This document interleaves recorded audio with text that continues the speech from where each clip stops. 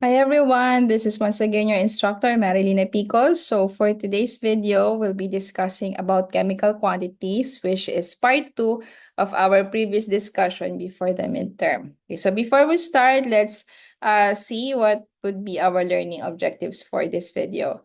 So at the end of the lesson or at the end of the session, students must be able to, given the formula of a compound, calculate the mass percent composition.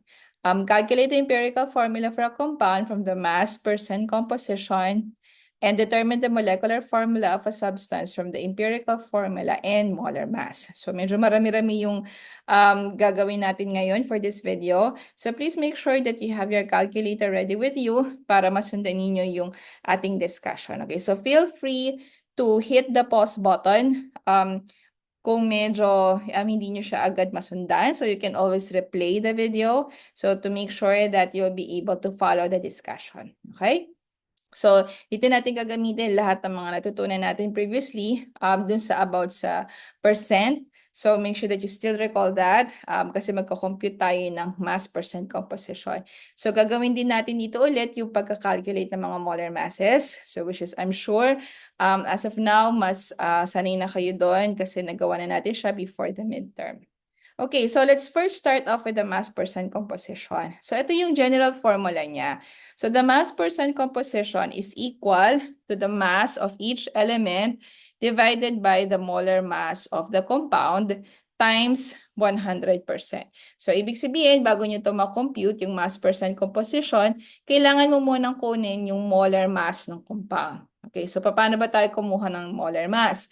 Kailangan nating tingnan yung periodic table natin. So, gagamitin natin ang periodic table kasi doon natin makikita yung mga atomic masses. And then, i-multiply natin yung atomic masses doon sa number of moles or the number na nakikita nyo doon sa baba nung ating chemical formula, yung pinaka-subscript. Okay, so i-multiply nyo siya doon para makuha nyo yung total niya. And then, lahat ng mga elements na nandun, i-add natin yung pinaka atomic mass niya para makuha natin yung molar mass. Okay, so I'll give you an example para ma-recall natin. Okay, so for example, the odor of pears is due to the compound propyl acetate. So which has a formula of C5H10O2. So what is the mass percent composition of propyl acetate? Okay. So, mapapansin nyo dito, yung ating formula is C5H10O2. So, kung matatandaan natin before, ang pag-compute ng molar mass, doon muna tayo magsisimula, is kukunin nyo yung ating chemical formula kasi ito yung pagbabasihan nyo. Kukunin nyo yung atomic mass ng carbon, ng hydrogen, and ng oxygen. And then, kung ano yung mga atomic masses na yun, i-multiply natin siya dito sa mga subscripts. Okay? So, huwag na huwag nyo kakalimutan yan. Kung multiply natin siya sa subscript, and then yung pinaka-grand total niya, yun yung magiging molar mass na hinahanap natin na gagamitin natin sa computation. Okay? So, in this case, ibig sabihin, since meron kang tatlong elements dito, carbon, hydrogen, and oxygen, yung bawat isa nun, kukunin natin yung kanilang mass percent. Okay? So, let's start off with the solution. So, una muna, compute muna natin yung molar mass ng C5H10O2. Okay, so, usually yung ginagawa ko dito, gumagawa ako ng table. Kasi mas madali yung multiplication nun. Okay? So, katulad nito, I have sa carbon, ito yung pinaka atomic mass niya doon sa first column. And then, yung susunod na column nun, nandun yung number na subscript na kailangan natin based dun sa chemical formula. And then, imumultiply ko siya. Okay? So, mumultiply ko. So, for example, ito. So, for carbon, atomic mass niya is 12.01. So, times 5 kasi 5 yung subscript. So, we have 60.05. Then, for hydrogen, the atomic mass of hydrogen is 1.01. So, times 10 kasi yun ang subscript ng hydrogen. So, I have 10.10. And then, for oxygen, ang atomic mass ng oxygen is 16. Pero actually, makikita nyo dyan sa periodic table is 15.99. And then, marami pang decimal kasunod doon. So, typically, nila-round off ko na lang siya up to 2 decimal places. Okay? So, dito naman, multiply ko siya sa subscript na 2, kaya meron tayong 32. And then, yung grand total nito, i-add lang natin itong tatlo. So, we get 102.15. Okay? So, napakadali lang. So, ganyan ang gagawin nyo, gumawa kayo ng table para mas mabilis yung computation natin at saka para mas organize yung thoughts natin. Kasi kung separate nyo ito isusulat as a solution, minsan malilito na kayo kung ano yung kinocompute nyo. Okay? So, better create a table out of that. Okay, next step naman natin ngayon, based sa ating molar mass na 102.15 grams, okay, ang kukunin natin yung mass of 5 moles of carbon. So ano ba yung 5 moles of carbon? Di ba ito yun? Ayan, ito yung subscript. Okay? So basically gagawin nyo lang, ang maganda kasi dito sa table na to, pwede kayong bumalik sa table na to para makuha nyo na agad yung total number of moles ng bawat isang element. So sa case na to, yung total moles ng carbon is 60.05. Yan. So based sa ating computation kanina.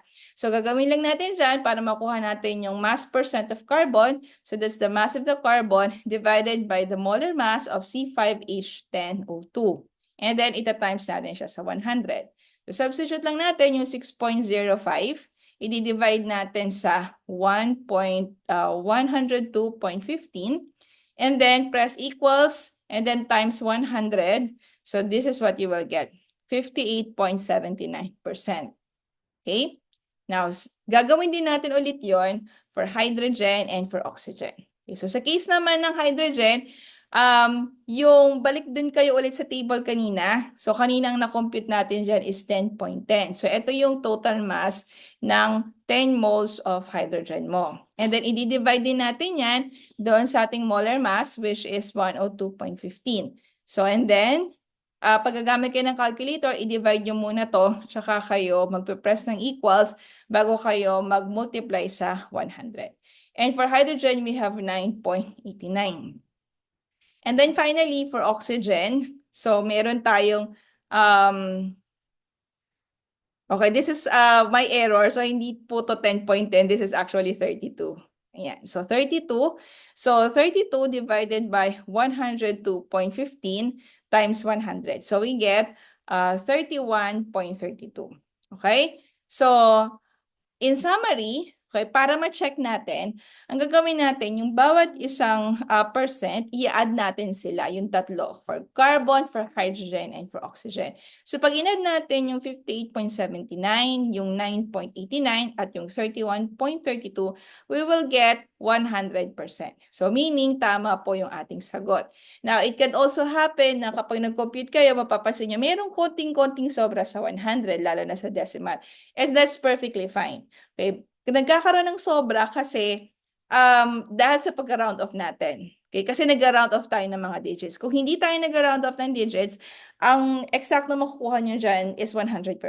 But since meron tayong rounding off ng values, so magkakaroon kayo ng slight difference dyan. Minsan yung iba magiging 101, yung iba naman pwedeng 100.92, and that's perfectly fine. Okay, so wag kayong kabahan kapag medyo sumobra ng konti sa 100. Wag lang yung mga 110 kasi masyado nang mataas yun, yung error na yun.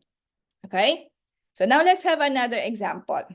Okay, so ethylene glycol, which is C2H6O2, used as automobile antifreeze, is a sweet tasting liquid which is toxic to humans and animals. So what is the mass percent composition of ethylene glycol? So yung ating chemical formula, babalik tayo ulit dito. So meron din tayong carbon, hydrogen, and oxygen. Okay, and then the first step is always to get the molar mass. So para makuha natin ang molar mass, gawa tayo ulit ng table. Okay, so first column, nandito yung iyong atomic mass. Second column mo, nandito yung iyong mga subscripts. And then yung last column mo, ito na yung pinaka-total niya. So pag minultiply mo yung atomic mass doon sa ating mga subscripts. Okay, so in this case, meron tayo 24.02, 6.06, and 32. So ang grand total natin is 62.08. Okay, the unit of this one is in grams, pero hindi ko nilang gagamitin yung grams since makakancel din naman siya. So kaya mga numbers na lang ang ginagamit ko. Okay, so moving on. So meron na tayong table na ganito. Compute natin yung percent percent mass ng carbon. So for carbon, you have 24.02. So i-divide lang natin itong 24.02 dito sa ating molar mass na 62.08. And then times 100, so you get 38.69. Now, let's look at hydrogen. So, sa hydrogen naman, meron tayong 6.06. So, ito po ay again, i-divide po natin dito sa ating molar mass na 62.08. And then, pag na-divide natin siya, multiply natin siya sa 100, which gives us 9.76. And the last one, meron tayong oxygen. So, again, oxygen is 32. Dito, kasi meron tayong 2 moles. So, 32 divided by 62.08. So, ang oxygen natin is 51.55% in terms of the mass percent. Now, to check again, so add lang po natin yung ating mga na-compute. So, we have carbon, 38.69. For hydrogen, 9.76. And for oxygen, 51.55. So, pag in-add po natin siya, it's all equal to 100%. So, ibig sabihin, tama po yung ating sagot. So, kung mapapansin po ninyo, yung mass composition, basically magkakaroon kayo ng idea kung sa chemical formula na yun, alin yung pinakamarami na element na meron doon. Kung babalikan natin kanina, yung doon sa una nating kinompute sa example 1, okay? Dito, ang mas malaki, ang mass composition is the carbon. Okay? So, mas marami in terms of the mass composition ng carbon compared po dito sa ating second one, which is for the second one naman, mas malaki naman ng ating oxygen. Okay? So, napakadali lang po ng ating pong computation for this. Okay? So, again, feel free to pause the video or review the video para po masundan niyo po yung ating po mga next discussion. Okay? So, kasi gagamitin din natin to sa next discussion natin and yung mga patterns natin ay similar lang din. Okay, so at this point naman, let's move on to the empirical formula. So the empirical formula is a formula that represents the lowest whole number ratio of the atoms in a compound. Okay, ito yung pinaka-basic. Okay, kumbaga sa mga formula, kung mapapansin nyo kanina yung binigay natin na dalawang example, parehas silang CHO. Okay, ano lang ang pinagkaiba? Yung mga subscripts nila. Okay, so parang ganun din sa empirical formula. Parehas yung composition ng ating mga elements, ang pinagkaiba lang nila lahat ay sa subscript. So for example, itong acetylene, that's C2H2. Ang benzene ay C6H6. Ang itong sa dalawa na to, if you notice, parehas silang CH. Okay? Ito yung kanilang empirical formula, CH. Kasi ang pinagkaiba lang nila ay yung subscript. Dito sa acetylene, 2 yung subscript niya parehas. Sa benzene naman, you have 6. Now, if you will look at ammonia, ang ammonia is NH3 at ang hydrazine naman is N2H4. Now, if you will look at this, pwede rin natin consider na dito naman sa ammonia, ang pwede nating masabi na empirical formula niya, yung simplest formula is NH3. Okay, parehas lang din ito. Kasi yung subscript ng N ay 1 at yung 3, ang common factor nila ay 1 lang. Okay, so, kumbaga, gagayahin lang natin siya. So, para tayong bumabalik din sa math natin, yung tinatawag natin na factoring. Now, another example here for the hydrazine naman, N2H4. Ang empirical formula niya, or yung simplest formula is NH2. Bakit? Kasi yung 2 at saka 4, pag dinivide mo parehas sa 2, ang magiging sagot ay 1 at 2. So, kaya ito, para na natin sinabing N1H2. Pero yung subscript kasi na 1, hindi na natin siya sinasama pag sinusulat natin. Kasi yung 1 naman is like a special number. So, kahit saan mo siya i-multiply, hindi nagbabago yung value ng number na yun. And then we also have ribose. Ang ribose naman ay C5H10O5.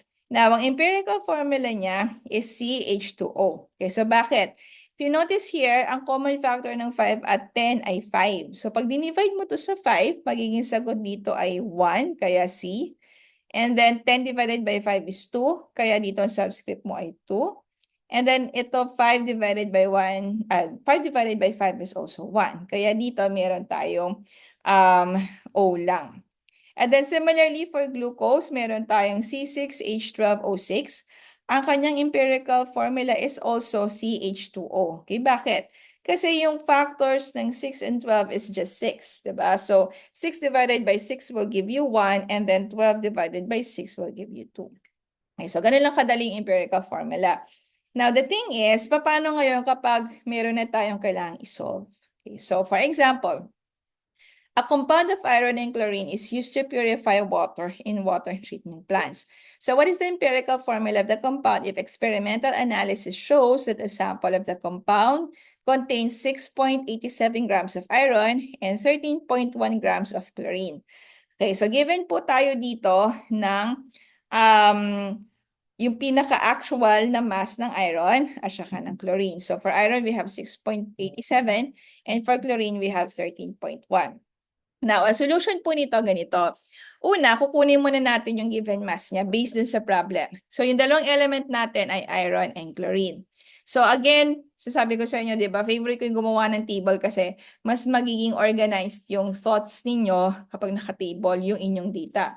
So, doon sa first column nilalagay ko dito is, sa first column nilalagay ko yung element and then sa second one, ilalagay ko yung given mass based dun sa problem.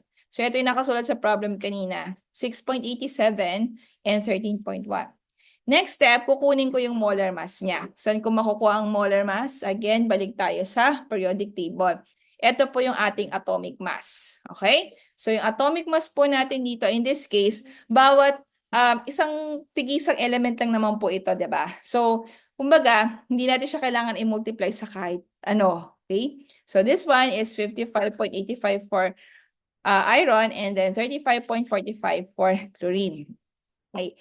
And then, ang next step po natin, kukunin po natin yung number of moles noon. Okay, so paano po natin nakuha itong number of moles? Simple lang po, ang gagawin nyo lang, itong given mass, okay, itong given mass lang, i-divide nyo lang by the molar mass. Okay, kaya po ito nakuha. So, 6.87 divided by 55.85 grams, meron tayong 0.123 moles. And then, ito naman, yung 13.1 divided by 35.45, ang makukuha po natin dyan ay 0.370 moles. Okay? So again, yung number of moles makukuha po natin by dividing the given mass by the molar mass. Okay. Now, based po dito, no, meron tayong number of moles na. Ang gagawin po natin, the next step is identify natin ano yung kung ano yung pinakamababa doon sa dalawa in terms of the number of moles. So ano pong pinakamababa dito? Sa pagitan ng dalawa, ang pinakamababa ay itong ferrous or iron, which is 0.123. Okay? So ang gagawin ko po dito, yung yung bawat isa nito, okay, i-divide ko by 0.123. So sa iron, obviously, meron tayong 0.123 moles divided by 0.123, obviously, we will get 1. And then for chlorine naman, we will do the same. So 0.370 divided by 0.123. So makukuha ko dito ay whole number, which is 3. Okay, now, ngayon nakuha ko na yung number of moles niya. Ibig sabihin, pwede ko nang isulat ang kanyang empirical formula. So, etong na-compute nyo na moles, eto ngayon yung magiging subscript. Okay? Yung number na maliit dun sa after the letter. So, magiging ganito siya. FCl3. If you notice, hindi ko na nilagay dito na Fe1 kasi ang 1 is like a special number. Kung siya ay subscript, hindi na po natin siya automatically nilalagay. Okay? So, automatic na yun. Ibig sabihin nun, 1 yung kanyang subscript. Okay? So, therefore, the empirical formula is FeCl3. Okay, now, let's have another example. Phosphine is a highly toxic compound used for pest and rodent control. So if a sample of phosphine contains 0.456 grams of phosphorus and 0.0440 grams of hydrogen, what is its empirical formula? So again, first step, gawa po tayo ng table. So sa table po natin, isusulat po natin ito, yung elements natin, yung phosphorus and hydrogen, and then yung given po na mass. Okay, so ito po yung given masses natin. And then finally, yung atomic masses ng dalawa. Okay, so kukunin natin yung molar mass based dun sa atomic mass. Okay, so then the next step is, dito ngayon sa last column, ilalagay na po natin yung number of moles. So paano ulit natin gawin ang number of moles? I-divide lang po yung given mass by the molar mass. Alright, so this one po, magiging 0.456 divided by 30.97. So, ang makukuha natin ay 0.0147. And then sa hydrogen naman, we have 0.044 divided by 1.01. Okay, so magiging 0.0436. Okay, now, check natin alin dito yung mas mababa kaysa dalawa. Ang mas mababa sa dalawa is yung ating phosphorus. Okay, so dahil mas mababa siya, ibig sabihin, ito po yung gagamitin natin na pang-divide. Okay, sa bawat number of moles for each element. Okay, so let's look at this. So sa phosphorus again, so ito ay magiging 1 lang kasi 0.0147 divided by this is just 1. And then sa hydrogen, we have 0.436 divided by 0.147 will give you 3. Okay, so again, nakuha na natin yung number of moles. Meaning, itong mga numbers na to ang gagamitin natin as subscript. Kaya ang ating empirical formula ay magiging pH 3. Okay? Okay, so madali lang po, diba? Ay pH 3. Alright? Okay, now let's have another example. Okay, example number 3.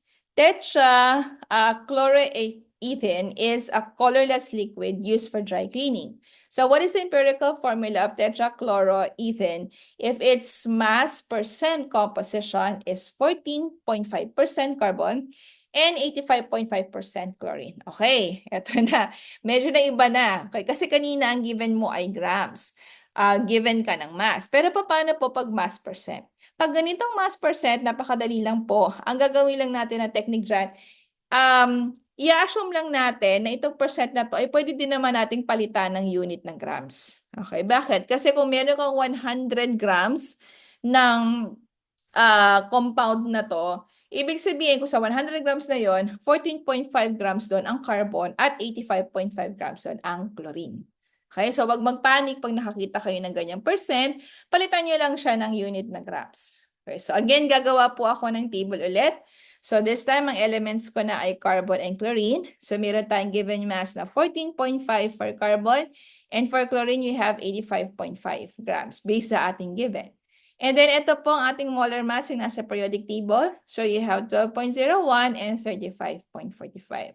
Next step again, divide mo lang. Okay, para makuha natin ang ating molar masses. And ito po yung, para makuha natin yung ating number of moles. So ito po yung makukuha natin, no? So 1.21 and 2.41. Okay, now may dilemma tayo. Okay, so if you notice here, medyo identify muna natin kung ano yung ating lowest value. So ang lowest value natin is 1.21. Now, pag dinivide natin to, if you would notice, okay? So, for this one, meron tayong 1.21 divided by 1.21, you have 1 mole. And then we have 2.41 divided by 1.21, you have 2 moles. So, wala pa tayong masyadong dilemma dito kasi parehas naman na pwede tayong mag-yield ng whole number. Okay? So, for this one, ano pong ating empirical formula? So, it will be CCl2. Okay? So again, yung ito pong moles na nakuha natin, yan po ang ating magiging subscript. Okay, now this is one thing that is very important to remember. Okay, so a decimal that is greater than 0.1 or less than 0.9 should not be rounded off. Okay? So katulad nito, this one, 0.2, kung ang decimal mo ay 0.2, this is greater than 0.1 pero less than siya ng 0.9. Ganun din itong 0.25, 0.33, 0.50, and 0.67. Now, pag ganito, kailangan natin gumamit ng multipliers para makakuha po tayo ng whole number. Ibig sabihin, mag-iisip po tayo ng pwede nating i-multiply doon para maging whole number siya. Okay, medyo challenging to. I do understand. Okay, medyo challenging siya. So, kailangan natin ng medyo konting math practice para sa mga ganito. Okay? So, for example, ito. Example natin, kung ang decimal mo ay 1.20, yung 0.20 kasi, pwede kang gumamit ng multiplier na 5. So, 1.20 times 5 will give you 6. Actually, pwede nyo pong gamitin tong guide, ito, kasi ito yung mga common na pwede nyong gamitin na multipliers. So 0.20, always use 5. For 0.25, always use 4. For 0.33, use 3. For 0.50, you use 2. And for 0.67, you use 3. Okay, ano napansin nyo? Etong 0.33, 0.67, parang ito yung equivalent ng 1/3 eh. Okay? At ano yung common pag-multiplier natin? Ito, yung 3. Yan. And then kapag 0.2 naman, this is equivalent to 1/5. Okay, kaya yung multiplier natin dito ay 5. And itong 0.25, this is equivalent to 1/4. Okay, so para maging buo siya, i-multiply natin siya sa 4. Okay, and ito namang 0.5, pag fraction siya, this is actually 1/2. Okay, so para maging buo siya, i-multiply natin siya sa 2. So ano napansin nyo? Yung denominator natin, yun yung ginagamit natin pang multiplier. Alright? Okay, so now we have here, ito sa mga examples natin, yung 2.25 times 4 magiging 9, yung 1.33 times 3 magiging 4, yung 2.5 times 2 magiging 5, and yung 1.67 times 3 magiging 5. So makakakuha tayo ng whole number. Kanina doon sa mga examples natin na binigay, wala doon ng decimal na ganito yung case. Okay, so lahat yon less than 0.1. Lahat yun nasa 0.1 lang. Okay? Kaya madali siyang i-round off. Now, let's have an example for that. So ascorbic acid, vitamin C, found in citrus fruits and vegetables is important in metabolic reactions in the body, in the synthesis of collagen and in the prevention of scurvy. So if the mass percent composition of ascorbic acid is 40.9% carbon, 4.58% hydrogen, and 54.5% oxygen, what is the empirical formula of ascorbic acid? Okay, balik po tayo ulit sa kanina na diniscuss natin. Kapag nakakita kayo ng percent na ganito, papalitan nyo lang siya ng grams. Okay, so yan ang pinakasimpleng way para ma-solve to. Then gagawa ulit tayo ng table. So balik tayo sa table. So may element ka, CHO. Ito po yung given mass dito po sa ating problem. 4.9, 40.9, 4.58, and 54.5. Ito pong mga molar masses natin. Ang molar mass po ay yung pong ating mga atomic numbers. So 12.01, 1.01, and 16 grams. Then, anong gagawin para makuha ang number of moles? I-divide po ang bawat isa. Okay? So, pag dinivide natin yan, ito pang makukuha natin na number of moles. Now, pansinin nyo, ito ay 3.41. Yan, no? At ito ay 4.53. Okay. So, itong mga decimals na to ay greater than 0.1 but less than 0.9. So, ibig sabihin, hindi po natin siya pwedeng basta-basta i-round off. Kailangan po tayong gumamit ng multipliers. Alright? So, identify muna natin alin sa tatlo may pinakamababang value. Itong 3.41. Okay, so pag dinivide natin itong 3.41 sa bawat isa, ganito makukuha natin. So, for carbon, you have 3.41 over 3.41 obviously is 1. And then you have, for hydrogen, you have 0.53 over 3.41. And for oxygen, you have 3.41 divided by 3.41 is also 1. Okay, now, ito, wala tayong problema. Kasi 1 lang yan. Okay? Ang major problem po natin dito is ito, yung 1.33. Ay, hindi natin ito pwedeng i-round off. Okay, hindi natin siya pwedeng i-round off. Kasi po, this is greater than 0.1 but less than 0.9. Okay, so greater than 0.1, yung 0.33, but less than 0.99. Okay, so hindi po natin siya pwedeng i-round off. Okay, so gagawin po natin gamit tayo ng ating multiplier. Di ba sabi ko kanina, yung 0.33, this one is equivalent to 1/3, ang 0.33. Okay? So ito, gagamitin natin yung denominator nito as a multiplier para maging buo siya. So, i-multiply lang po natin to sa times 3.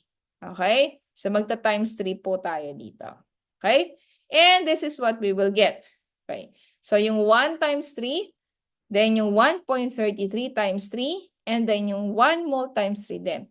Now, remember, ang pag-multiply, hindi lang po dito, hindi lang po siya para dito. Okay? Para din po siya sa lahat ng elements. Okay? So, huwag niyo isipin na yun lang namang merong alanganing number of moles na kailangan nyo i-multiply. No. Kasi kung ano yung gagamitin yung multiplier dito, ganun din yung gagamitin nyo dun sa other elements na meron kayo. Okay, kaya ngayon, kung gagawa tayo ng table again, in this case naman, ito yung ating number of moles na compute. So 1, 1.33, and 1. I-multiply natin siya sa 3 lahat at ito ang makukuha natin. 3, 3.99, and 3. Now ito, yung 3.99, it is now safe to round it off to 4. Okay? Kaya po, ang ating magiging empirical formula is C3H4O3. Okay? Yan. So sana po naging malinaw. I'll give you another example para mas malinaw pa. Okay. So, in this case naman, yung molecular formula natin is very similar to your empirical formula. Okay? So, ang empirical formula natin is, sabi ko kanina, siya yung basic. Pag sinabi nating molecular formula, ito na yung specific. Okay? Pansinin niyo to, yung acetaldehyde, acetic acid, lactic acid, erythrose, and ribose. Lahat yan, para-parehas sila ng empirical formula na CH2O.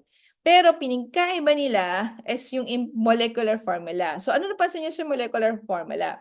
Itong mga to ay multiples ng iyong empirical formula. Okay, katulad nito. Ito ay parang minultiply natin sa 2, kaya natin to nakuha, C2H4O2. Ito namang lactic acid parang minultiply natin sa 3, kaya nakuha natin yung C3H6O3. Then ito naman sa erythrose, para natin siyang minultiply sa 4, diba? So 4, and then 8, and then 4. And then lastly, yung ribose, para natin siyang minultiply sa 5. Kasi naging C5H10O5. So as you can see, itong mga to is although same sila ng chemical elements na meron, nagkakaiba-iba sila dun sa number of moles na meron tayo. Or we can imagine na parang nagkakaiba-iba sila doon sa number of molecules na meron sila. Pero pare-parehas yung klase ng molecules na meron. Alright? So, let's see. Paano tayo mag-compute ng molecular formula? Okay, so, para magawa natin to, kailangan marunong tayo mag-compute ng empirical formula. Okay, so, as you can see, ginawa na po natin yan kanina. Gagawin natin, we have to identify the small integer. Ano yung, pag sinabi natin small integer, ito yung number na kailangan natin gamitin para ipang-multiply doon sa subscript ng ating empirical formula. So this is equal to the molar mass of the compound divided by the empirical formula mass. Okay, so meaning, kailangan mong malaman ano yung molar mass ng compound. Ito ay usually given sa problem. Okay, given yan sa problem. Itong empirical formula, ito yung kailangan nating hanapin. Okay, so paano natin ito hanapin? Kailangan magkuha muna natin yung empirical formula. Okay? So kaya kailangan alam natin kung paano maghanap ng empirical formula. Okay, now let's have an example. Okay, so melamine, which is used to make plastic items such as dishes and toys, contains 28.57% carbon, 4.80% hydrogen, and 6.64% nitrogen. If the experimental molar mass is 125 grams, what is the molecular formula of melamine? Okay, ito yung sinasabi ko sa inyong mass ng compound. So, experimental molar mass. Ito po yun. Ayan, yung molar mass of the compound. Okay? So, first na gagawin natin, pag nakakita po kayo dito again ng percent, palitan nyo lang yan ng grams. Okay? Para hindi maging komplikado ang buhay nyo. So, change this to grams, and then gawa po tayo ulit ng table. So, sa table po natin, meron tayong given mass. Ito po yung given sa problem. So, 28.57, 4.80, and 66.64. Dun sa ating tatlong elements na carbon, hydrogen, and nitrogen. Next, kunin natin yung molar mass niya. Balik tayo sa periodic table. So, for carbon, you have 12.01. And then for hydrogen, 1.01. Nitrogen is 14.01. Next step, i-divide po natin siya. Yan, divide natin itong tatlo na to para makuha natin yung ating number of moles. Yan. Next step natin, identify natin ano yung pinakamababa dito sa tatlo. So obviously, meron tayong 2.38. Okay, so ito po yung pinakamababa. Okay, now next step, i-divide po natin ang bawat isa doon sa pinakamababa. So for carbon, you have 1 mole. For hydrogen, you have 2 moles. If you notice, ang makukuha mo rito ay 1.99. Pag 1.99, pag 0.99, safe na po yan i-round off. Okay, safe na po siyang i-round off to the next digit. And then you have 4.76 divided by 2.38. What you will get is 2 moles exactly. Alright, so therefore, makukompute natin ang ating empirical formula. So meron tayong CH2O2. Okay, CH2O2. Now, ngayon na meron na tayong empirical formula, i-compute naman natin yung kanyang empirical formula mass. Okay, yung mass nun. So, balik po tayo ulit sa ating table. So, CHN, again, ang number of moles natin, ito po yung ating subscript. Okay, ito yon yung mga nakuha natin kanina. Itong 1, 2, and 2.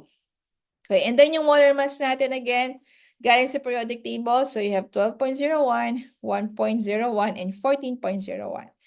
So, next step, kailangan natin siyang i-multiply. Okay, so this time naman, multiplication siya. Kasi kukunin natin yung empirical formula mass. So this is what we will get, 12.01, 2.02, and 28.02. At makukuha natin dito ang grand total na 42.05 grams. So ito po yung empirical formula mass. Next step, babalik lang tayo doon sa ating formula. Okay, so sa formula natin ay molar mass of the compound divided by empirical mass. So we have 125, ito po yung given sa problem. And then ito po yung na-compute natin, yung 42.05. So nakuha nating sagot dito ay 2.97, na which is safe na rin to round off as 3. Ibig sabihin po, yung 3, i-multiply natin siya doon sa ating empirical formula. So, kung ang empirical formula natin ay CH2O2, so bawat isa dito na subscript, i-multiply natin siya sa 3. So, we will get C3H6O6. So, therefore, ito na po yung ating hinahanap na molecular formula. Alright? So, madali lang po, di ba? Kasi ginawa lang natin yung parang kanina, nag-empirical formula tayo. Hinanap natin empirical formula. And then, para mahanap lang yung molecular formula, ang gagawin lang natin ay kukunin muna natin yung ating small integer na kailangan nating ipang-multiply sa ating empirical formula. At para makuha natin yon, ang gagawin natin is i-compute muna natin yung ating empirical formula mass. Okay, so like super dali lang po, kayang-kaya nyo siyang sundan. Medyo matagal lang siya kasi mahaba lang yung computation. Pero if you know the process, napakadali lang po. Okay, so with that, let's have your homework number 7. So pwede nyo po siyang sagutan. And ang kanya pong deadline is on November 18, that's on a Sunday. So please make sure to answer this on or before Sunday, mas maganda.